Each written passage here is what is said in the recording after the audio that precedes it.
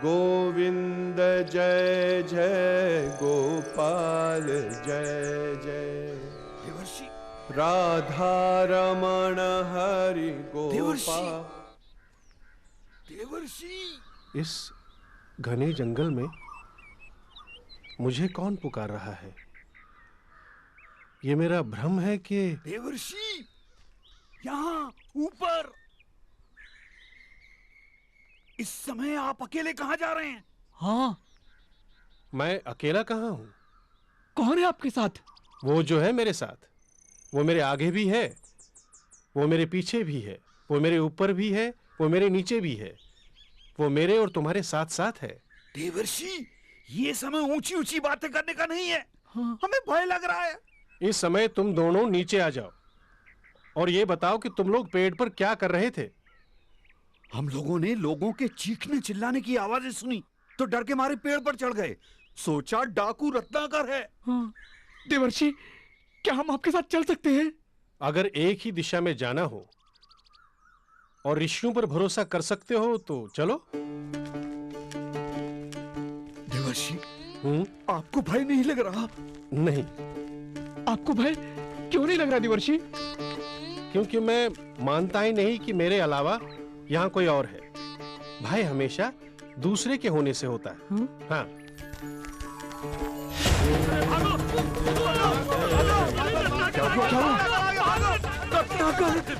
अरे सुनो तो। देवर्षि, क्षमा करें देवर्षि, हमें अपने वचन नहीं तोड़वाने। अरे भागो! अरे सुनो तो।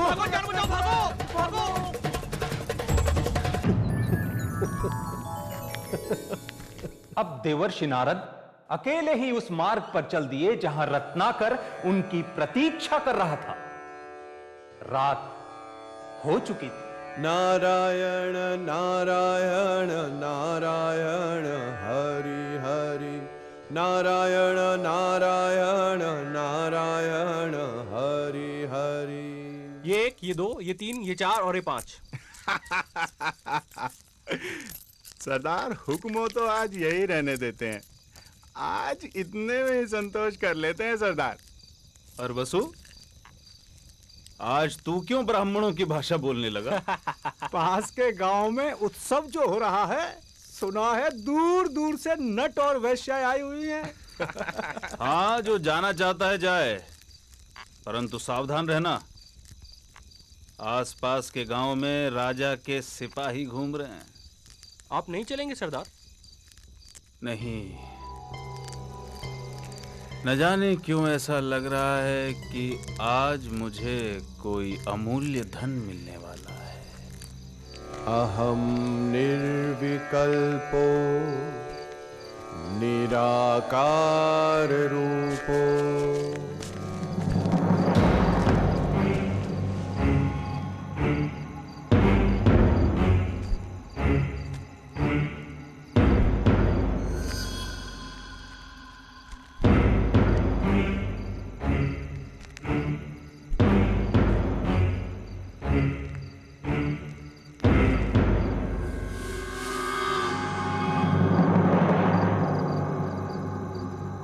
क्या तुम्हें मुझसे भय नहीं लग रहा ब्राह्मण?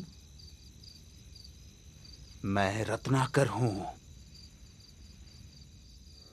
मैं नारद हूं रत्नाकर, तुम्हारा अतिथि, और मैं निर्भय हूं। क्या तुम निर्भय हो? क्या मतलब है तुम्हारा? न मुझे प्राणों का भय है, न सफलता का, न कल का, न कलंक का। और कोई भय है जो तुम जानते हो? अब तुम बताओ, क्या तुम निर्भय हो? हाँ, मैं निर्भय हूं। मुझे न प्राणों का भय है, न असफलता का, न कल का, न कलंक का। तो फिर यहां वन में छिपकर क्यों रहते हो? क्या राजा से डरते हो? नहीं। प्रजा से डरते हो? नहीं। पाप से डरते हो? नहीं। तो फिर यहां छिपकर क्यों रहते हो?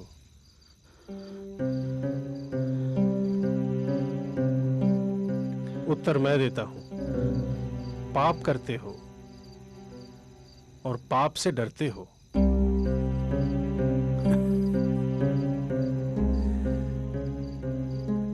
मैंने तुम्हारे बारे में बहुत सुना है। देवताओं के कवि, तुम मुझे फुसला नहीं सकते। न मैं पाप से डरता हूं, न पुण्य से, न देवताओं से, न दानवों से, न राजा से, न राज्य से, न दंड से, न विधान से। मैंने राज्य के साथ द्रोह किया है, मैंने समाज के साथ द्रोह किया है, इसलिए यहां बीहड़ों में रहता हूं। यह प्रतिशोध है मेरा। क्या था वो पाप जिससे तुम डरते हो? मुझे इतना मत उकसाओ कि मैं तुम्हारी हत्या कर दूं। नारद, इतना तो मैं जान ही चुका हूं कि पाप और पुण्य की परिभाषा हमेशा ताकतवर तय करते हैं और उसे कमजोरों पर थोपते हैं। मैंने साम्राज्यों का विस्तार देखा है, हत्या से, बल से, छल से। मैंने वाणिज्य का विस्तार देखा है, कपट से, अनीति से, अधर्म से। वो पाप नहीं था। मैं सैनिक था, दुष्ट और निर्दयी सौदागरों की भी रक्षा की।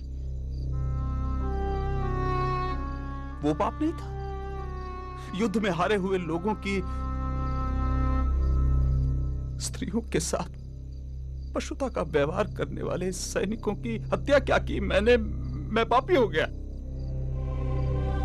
राजा, सेना और सेनापति का अपराधी हो गया मैं। क्या वो पाप था? दूसरों का पाप अपने पाप को सही नहीं ठहरा सकता रत्नाकर। मैं पापी नहीं हूं। कौन निर्णय करेगा? वो जो इस यात्रा में तुम्हारे साथ हैं या नहीं है? क्या तुम्हारी पत्नी, तुम्हारा पुत्र इस पाप में तुम्हारे साथ हैं? हाँ, वो क्यों नहीं साथ होंगे?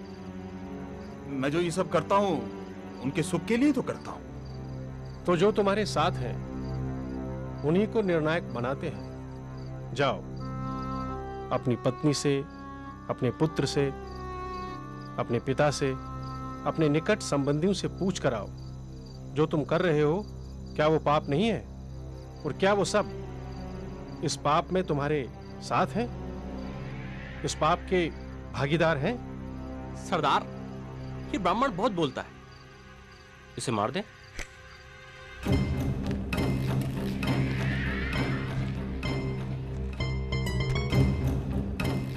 नहीं,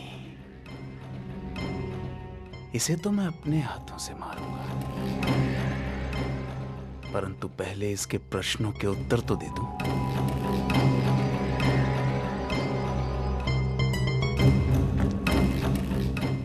मेरे आने तक इसे बांध कर रखो।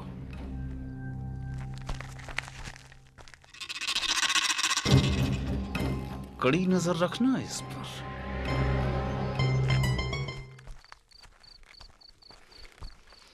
रत्नाकर, बेटा आज बहुत जल्दी आ गए तुम। कोई मोटा आसामी हाथ लगाए क्या?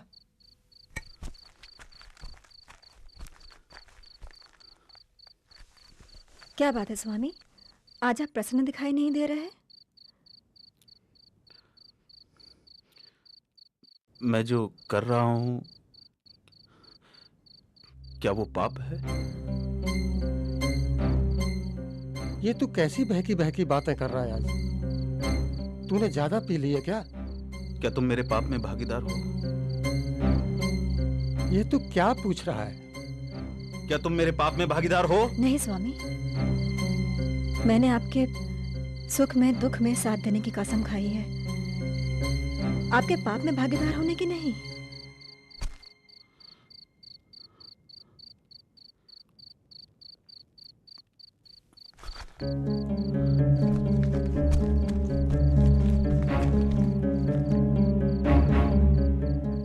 पिता, आप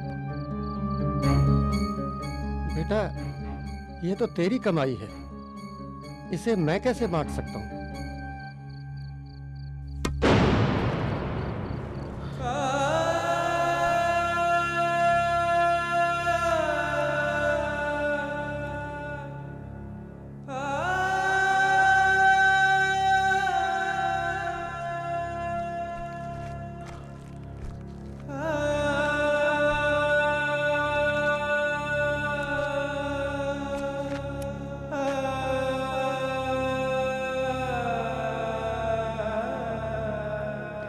आपका पथ शुभ हो स्वामी।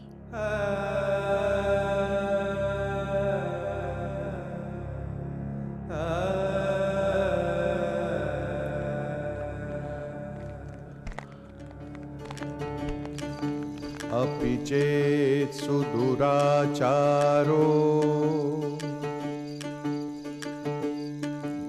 भजते मामनन्यभाक्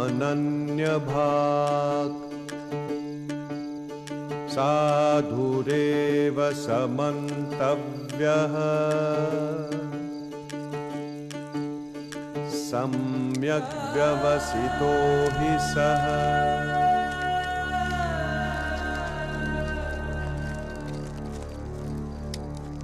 तुम्हारे साथी मुझे अकेला छोड़ जा चुके हैं रत्नाकर।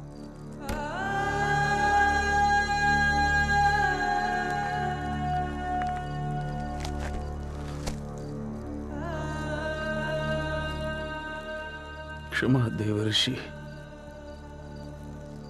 क्षमा। अब तो मैं भी अकेला ही हूं। नहीं रत्नाकर, तुम ही अपने मित्र और तुम ही अपने शत्रु हो। तुम्हारे पुराने संसार की रचना भी तुम ही ने की थी, तुम्हारे नए संसार की रचना भी तुम ही करोगे।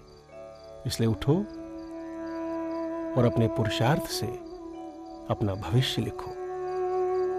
राम राम। तुम्हारा पथ शुभ हो। जयति जगति मायां यस्य कायाधवस्ते वचन रचनमेकं केवलं चाकलय्य ध्रुवपदमपि यातो यत्कृपातो ध्रुवोऽयं सकलकुशलपात्रं ब्रह्मपुत्रं नतोऽस्मि। इस कहानी के इस डाकू ने अपने संसार को छोड़ फिर एक नए संसार की रचना की, जिसे हम रामायण के नाम से जानते हैं। इतिहास कहता है कि अतीत का डाकू रत्नाकर ही भविष्य में राम कथा का रचयिता वाल्मीकि बना। ठीक कहा था देवर्षि नारद ने, असीम संभावनाओं का स्वामी मनुष्य काश खुद को पहचान पाता।